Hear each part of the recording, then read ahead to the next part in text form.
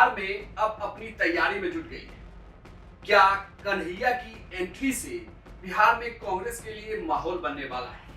क्या बिहार के प्रदेश प्रभारी बने कृष्णा अल्लावरू एक नई रणनीति बनाएंगे जिससे दबाव आरजेडी पर भी होगा और जो ये आरोप लगता रहा है आरजेडी की बी टीम का, उससे वो अलग हो पाएंगे या नहीं? नमस्कार, प्रणाम, बिहार तक देख रहे हैं आप, मैं हूं आपके साथ।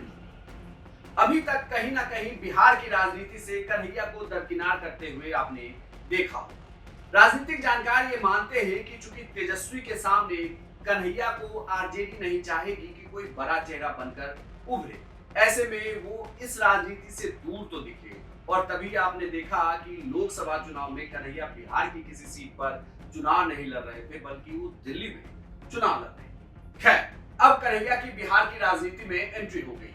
12 तारीख को दिल्ली में कांग्रेस के बड़े नेताओं की बैठक होने वाली है, जिसमें कहा जा रहा है कि मल्लिकार्जुन खड़गे के साथ साथ राहुल गांधी भी मौजूद होंगे और बिहार के तमाम बड़े कांग्रेस नेताओं के साथ ये बैठक इस बात को लेकर होगी कि अभी से चुनाव तक की रणनीति क्या होगी, कैसे कांग्रेस आगे प्लान करेगा, वो आगे बढ़े और किन सीटों पर अपने उम्मीदवार को उतारेगा और कितने सीटों पर चुनाव लड़ा जाएगा, इसे लेकर ये चर्चा हुई। लेकिन इन सबसे इतर अब चर्चा कन्हैया कुमार की होने लगी है, क्योंकि कन्हैया पटना पहुंच गए। पटना पहुंचते ही उनका भव्य स्वागत किया गया है। ये कहा जा रहा है कि कन्हैया कुमार को कांग्रेस बिहार के चुनाव में चेहरा बना सकती है। ये चेहरा पार्टी का होगा या एक तरीके से कहें कि उन पर बिहार की जवाबदेही होगी, ये देखना होगा। लेकिन कन्हैया ने पटना आते ही अपना निशाना साध लिया है। लोग देश का निर्माण कर रहे हैं, लेकिन प्रदेश में उनके लिए कोई अवसर नहीं है। इसीलिए यहाँ पर एनएसयूआई और यूथ कांग्रेस ने यह फैसला लिया है कि बिहार के लोगों के लिए, सबको शिक्षा के लिए, सबको काम के लिए और पलायन रोककर बिहार के आत्मसम्मान के लिए यह यात्रा भितिहरवा आश्रम से शुरू होगी, विभिन्न जिलों से चलते हुए पटना पहुंचेगी। इस दौरान हम यह बात आपके बीच, आपके माध्यम से बिहार के लोगों को स्पष्ट कर देना चाहते हैं कि यह यात्रा सिर्फ एक दल की यात्रा नहीं है। यह दरअसल बिहार के छात्रों और नौजवानों की पुकार है। जो अन्याय उनके साथ हो रहा है, जो अत्याचार उनके साथ हो रहा है, उसके खिलाफ यह न्याय की पुकार है।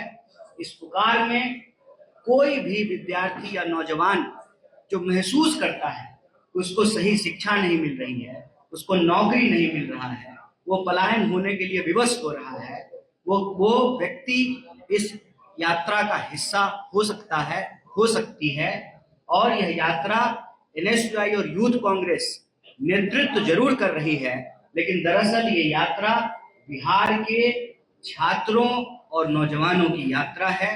कन्हैया के लिए मुश्किल ये है कि बिहार की राजनीति में उनके ही समकक्ष तेजस्वी यादव भी, जिस महागठबंधन में कांग्रेस आरजेडी के साथ है, वहीं महागठबंधन के सीएम चेहरे के तौर पर तेजस्वी के नाम पर लगभग सहमति बनी हुई है। हालांकि इस पर आधिकारिक कोई बयान नहीं है। कांग्रेस के नेता अजीत शर्मा ने बातों बातों में तो ये कह दिया था कि विधायक दल की बैठक के बाद ये तय होगा कि सीएम का चेहरा कौन होगा, लेकिन जब महागठबंधन की तेजस्वी ने बैठक बुलाई तो उसके बाद ये लगभग तय माना जाने लगा कि तेजस्वी यादव भी इसके चेहरे होंगे। खैर, इस पर चर्चा बाद में होगी, लेकिन कुल मिलाकर देखा जाए तो कन्हैया से के उतरने से यह बात तो तय है कि बिहार में कांग्रेस को एक नई मजबूती तो जरूर मिलेगी। कन्हैया अपने नाम पर भीड़ को साधते भी है, अच्छा बोलते भी है। सिर्फ देखना ये होगा कि जो कांग्रेस आरजेडी के पीछे पीछे चल रही है, वो इस बार अपनी रणनीति में आरजेडी के पैरेलल चलना शुरू करेगी